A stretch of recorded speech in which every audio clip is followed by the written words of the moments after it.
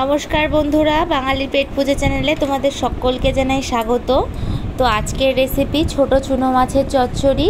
তো প্রথমেই দেখো বাবা বাজার থেকে ছোট ছোট চুনো মাছ নিয়ে এসছে। সেই মাছগুলোকে মা কেটে ধুয়ে ভালো করে পরিষ্কার করে নিয়েছে। তারপরে মাছের মধ্যে নুন আর হলুদ দিয়ে ভালো করে মাছটাকে মাখিয়ে নিয়ে এবার মাছগুলোকে ভেজে নিচ্ছে। এই মাছগুলোকে খুব কড়া করে ভাজার প্রয়োজন নেই, এই হালকা হালকা ভেজে নিলেই হবে। মাছের এক পিঠ ভালো করে ভাজা হওয়ার পর আরেক পিঠ উল্টে দিচ্ছে।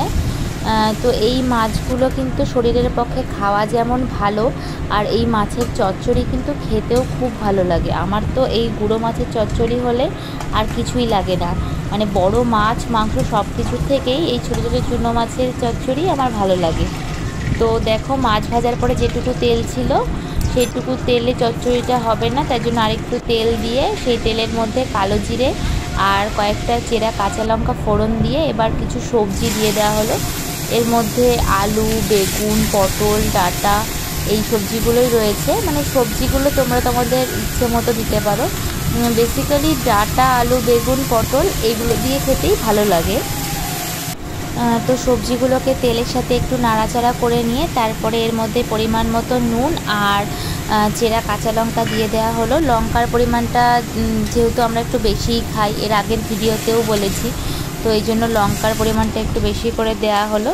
এবার সবজিগুলোকে ভালো করে একটুখানি ভেজে নিতে হবে।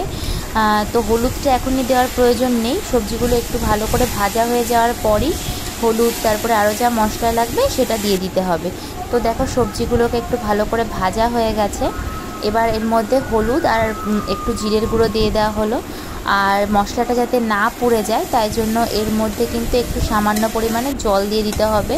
আর সবজিগুলো যেহেতু দেখো একদম ঝুরি ঝুরি করে কাটা রয়েছে, তাই জন্য কিন্তু এতে বেশি ঝোল দেওয়ারও প্রয়োজন নেই। যে পুড়ে যাবে না দেখে যেটুকু জল দেওয়া হচ্ছে সেই জলেই কিন্তু সবজিগুলো সেদ্ধ হয়ে যাবে। তো এই জল দিয়ে এবার ভালো করে মশলাগুলো দিয়ে সবজি দিয়ে ভালো করে কষিয়ে নিতে হবে। তো দেখো কিছুক্ষণ নাড়াচাড়ার পর সবজিগুলো কিন্তু নরম হয়ে গেছে। আর এবার হচ্ছে ভেজে রাখা মাছগুলো দিয়ে দিতে হবে। ভেজে রাখা মাছ দেওয়ার পরে কিন্তু খুব জোরে জোরে এটা নাড়া যাবে না, খুব আলতোভাবে নাড়তে হবে, নাহলে কিন্তু মাছগুলো ভেঙে যাবে। আর মাছগুলো কিন্তু ভেঙে গেলে পুরো চচ্চড়িটাই কাটা কাটা হয়ে যাবে। তো মাছের চচ্চড়িটা দেখো আমাদের প্রায় তৈরি হয়ে গেছে।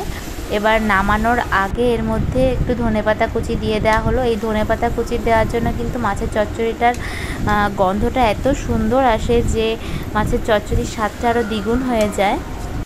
তো আমাদের চচ্চড়িটা কিন্তু পুরোপুরি রেডি। এবার এটাকে নামিয়ে নেওয়া হচ্ছে। নামিয়ে নিয়ে একটা পাত্রের মধ্যে বেড়ে নেওয়া হচ্ছে। এই পাত্রটা কিন্তু আবার হলুদ হলুদ দেখে ভেবো না এটা নোংরা, এর মধ্যে মাছ ভেজে তুলে রাখা হয়েছিল। তো আমাদের ভিডিওটা তোমাদের কেমন লাগলো, যদি ভালো লাগে চ্যানেলটিকে সাবস্ক্রাইব করে দিয়ে আমাদের পাশে থাকবে। টাটা।